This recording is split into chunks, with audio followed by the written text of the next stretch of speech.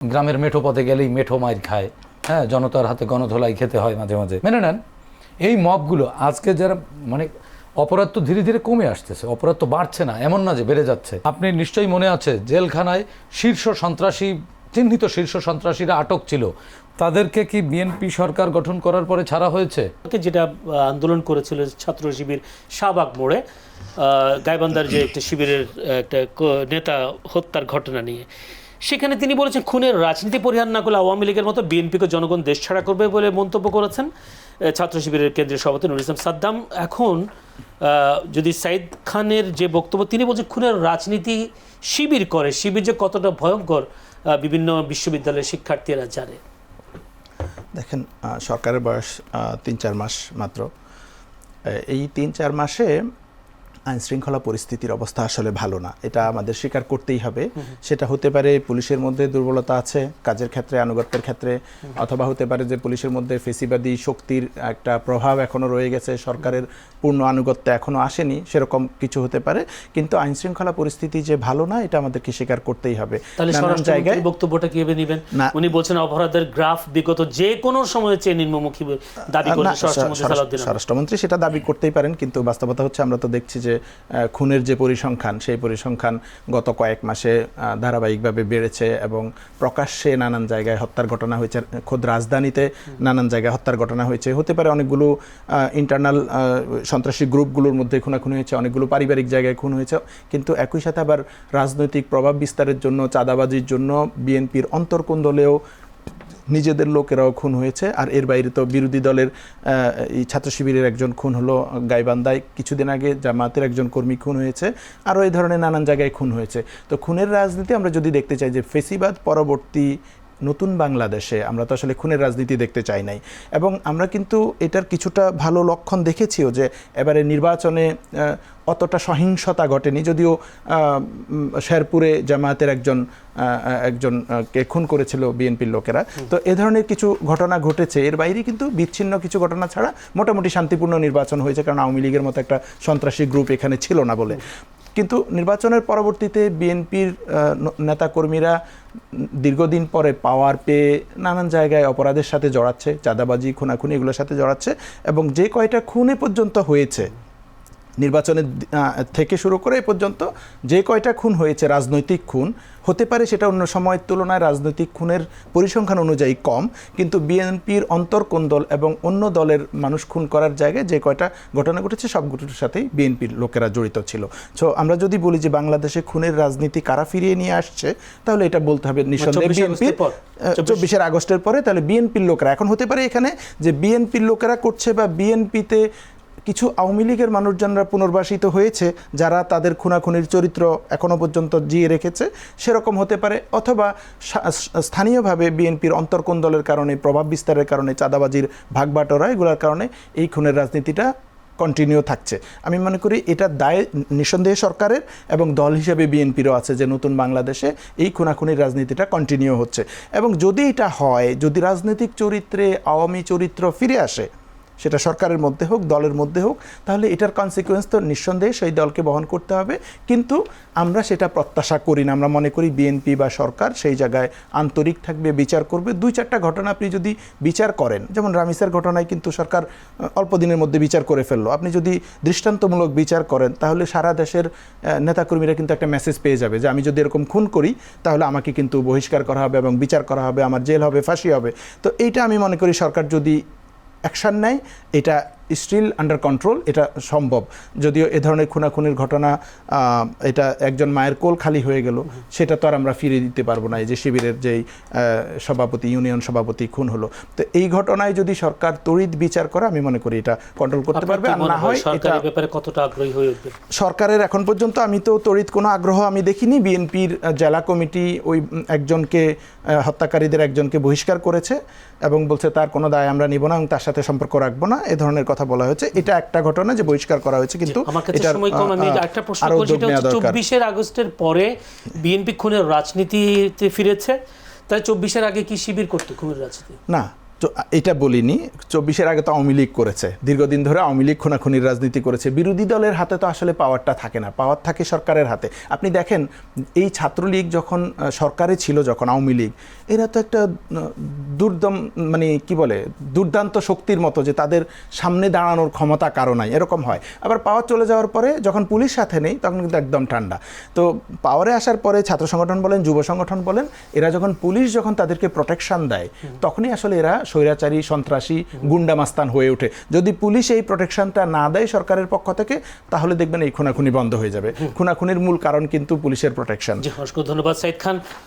গতকাল সংসদে জামায়াতের এক এমপি অভিযোগ করেছেন, ভূমি দখল, গাড়ির স্ট্যান্ড দখল সহ নানা দুর্নীতির সাথে জড়িত বিএনপি নেতারা চাঁদাবাজকে রুখতে না পারলে বাংলাদেশকে দুর্নীতিমুক্ত করা সম্ভব হবে না বলে জানান। তিনি একটি তথ্য দিয়েছেন, সেটি হচ্ছে যে নারায়ণগঞ্জের এক এমপি, বিএনপি সংসদ সদস্য আজহারুল ইসলাম মান্নানের ছেলে খায়রুল ইসলাম সজীবকে চাঁদাবাজির জন্য, চাঁদাবাজির অভিযোগে তাকে গ্রেফতার করা হয় পরে তাকে আবার মুচলেকা দিয়ে ছেড়ে দেওয়া হয়।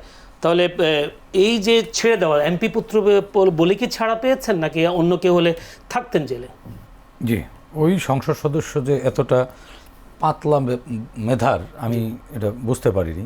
কোনটি গ্রেপ্তার আর কোনটি জিজ্ঞাসাবাদের জন্য নিয়ে আসা, এটি বুঝতে হবে একজন ল মেকারকে। পুলিশের পক্ষ থেকে বলা হয়েছে তাকে জিজ্ঞাসাবাদের জন্য ডাকা হয়েছে, তাকে 2-3 জায়গায় জিজ্ঞাসাবাদ করা হয়েছে, ঠিক আছে। এখন জিজ্ঞাসাবাদের পর তাকে যদি কোনো অভিযোগে একেবারে অভিযুক্ত না করতে পারে, তাকে কি করবে? তাকে সতর্ক করে ছেড়ে দেবে। সেই কাজটিও তো আইন শৃঙ্খলা বাহিনী করেছে, এর বেশি তো আর কিছু করেনি। তার মানে কি বিএনপির লোকেরা চাঁদাবাজিতে নাই? আমি কিন্তু বলছি না যে নাই, আবার আছে, এটা প্রমাণিত। যেমন শিববীর ভাই একটি তথ্য দিলেন যে খুনের রাজনীতি বিএনপি ফিরিয়েছে, উনি প্রমাণ করতে পারবে। এটা হচ্ছে মেঠো বক্তব্য। এরকম মেঠো বক্তব্য দিয়ে এক ধরনের সস্তা জনপ্রিয়তা পাওয়া যায়। যেমন হান্নান মাসুদ, হ্যাঁ, মেঠো বক্তব্য দিতে গিয়ে সংসদে স্পিকারের বাধার মুখে পড়েছেন। তিনি বলেছেন যে এটি শাহবাগ নয়, এটি সংসদ। আবার এনসিপির এক নেতা আছে, হ্যাঁ, ওনার নামটা আজকে নাই বলি, হ্যাঁ, তিনি মেঠো বক্তব্য দিয়ে গ্রামের মেঠো পথে গেলেই মেঠো মাইর খায়, হ্যাঁ, জনতার হাতে গণধোলাই খেতে হয় মাঝে মাঝে। তো এই মেঠো বক্তব্য না। আমার কথা হচ্ছে যে পুলিশ প্রোটেকশন দিচ্ছে। শিববীর ভাই যেটি বললেন যে পুলিশের প্রোটেকশন না পেলে কি আর আইন শৃঙ্খলা মানে ক্ষমতাসীন দলের নেতারা এগুলো করতে পারে? ঘটনাটা একেবারে সঠিক। তাহলে কি 5 আগস্ট পরবর্তী 1.5 বছর আপনারাই তো পুলিশের প্রোটেকশনে ছিলেন, ওই সময় মবগুলো আপনারা করেছেন সব। এ ঘটনা তাহলে সত্য, মেনে নেন। এই মবগুলো আজকে যারা মানে অপরাধ তো ধীরে ধীরে কমে আসতেছে, অপরাধ তো বাড়ছে না, এমন না যে বেড়ে যাচ্ছে। তাহলে 5 আগস্ট পরবর্তী সময় যতগুলো মব হয়েছে পুলিশ প্রোটেকশন নিয়ে, ওই সময় যারা এক প্রকার ক্ষমতায় ছিল জামাত এবং এনসিপি, তারাই করেছে। তারা কি সেই দায় স্বীকার করবে? আমি কি সেই অভিযোগ করব? আমি তো সেই অভিযোগ করছি না। কিন্তু শিববীর সাহেবের বক্তব্যে কিন্তু এটা প্রমাণিত হয় যে প্রোটেকশন পেলেই অপরাধ বাড়ে। প্রোটেকশনের মধ্যেই, প্রোটেকশন পেলে অপরাধ বাড়ে না, আর প্রোটেকশন দিয়েও অপরাধী বাড়ে না। অপরাধ বিস্তার করে হচ্ছে ক্ষমতার মধ্যে। দেখুন, 5 আগস্ট পরবর্তী সময় বাংলাদেশকে সন্ত্রাসীদের হাতে তুলে দেবার জন্য, আপনি নিশ্চয়ই মনে আছে, জেলখানায় চিহ্নিত শীর্ষ সন্ত্রাসীরা আটক ছিল। তাদেরকে কি বিএনপি সরকার গঠন করার পরে ছাড়া হয়েছে? না, আগেই ছাড়া।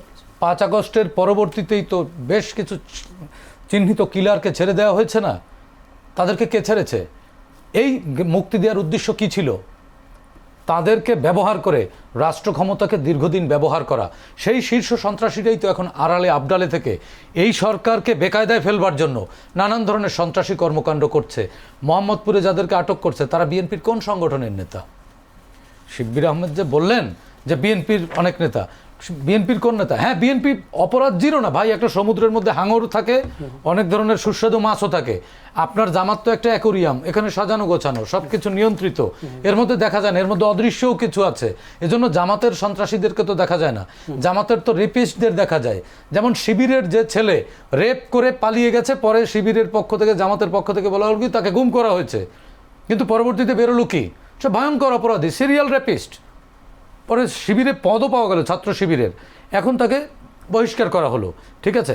এখন জামাত শিবিরের এই সুবিধাটি আছে, তারা গুপ্ত রাজনীতি করে। তো আমি তো এজন্যই বললাম যে জামাতের কেন্দ্রীয় নেতাদের সবাইকে চেনেন, জেলা নেতাদের সবাই চেনে, তারা 1-2 প্রকাশ্যে, আর সব গুপ্ত। এখন অপরাধ যে করবে সে জামাতের না, এটা সত্য, কারণ চেনে না, তার পলিটিক্যাল আইডেন্টিটি নাই, তো প্রকাশ করে না, ঢালাওভাবে বলা যাবে না। আইনশৃঙ্খলা পরিস্থিতি অবনতি হচ্ছে না, উন্নতি হচ্ছে।